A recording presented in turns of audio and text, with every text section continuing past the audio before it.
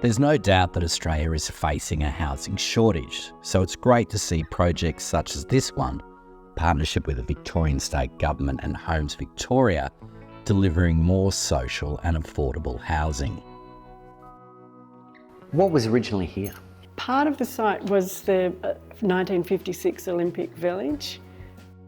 It was all social housing. There were two-storey walk-ups, some in cream brick and some in red brick. On this, we've doubled the density on the site, so there's 130 social and affordable units here, and these are sitting in the same space as 13 houses on the other side of the road.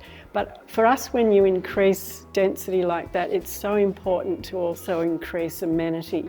And that's why there's been so much emphasis on the garden and on retaining those 20 canopy trees. So we started straight away with the idea that we would get rid of the fences, get rid of the real sense of boundary, and think about how we could have an equality between public space that we provide for the community, and did a lot of work with the community to find out what they needed. Hence we've got a playground over there for toddlers. But also then what would a community live here need to feel comfortable in a more open environment? It should be aspirational. It shouldn't be as good as housing. It should be the housing you want to be in, and then you find out it's social housing and affordable housing. And I think when you look at the townhouses, they are probably the best townhouses in Heidelberg West, and same with the apartments. I don't think you'll find a high quality build than this one. What were you trying to achieve with this project? Community and home. Key to those aspects was really keeping the project scale right and at a human scale. That's why we chose brick, because brick's a known homely product. It's something that we've all grown up with in our houses. Everybody's had brick veneer house at some point in their life, and it's like comfort food. Brick is an important element to this project.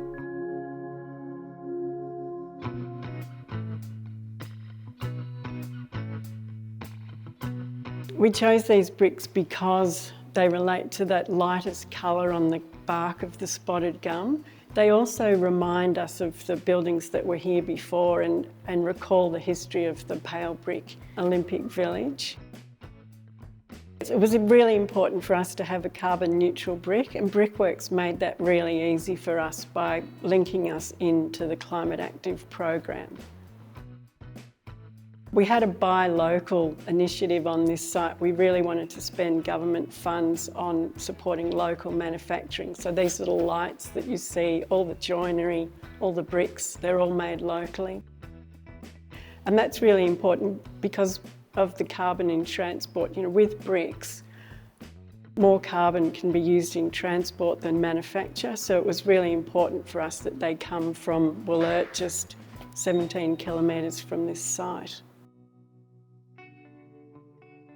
The brick was an absolute no-brainer for us, and the reason we did the brick was it talks about equality, it talks about respect, it talks about actual quality and longevity, and sort of says this housing is a really important piece of civic infrastructure that's here for the long term, and we respect those who are in it, and we also respect those who live within the greater neighbourhood, and that's why we chose brick. We all know there's a housing crisis, and social and affordable housing really underpins an egalitarian nation. I think that these projects are probably the most important in Australia at the moment.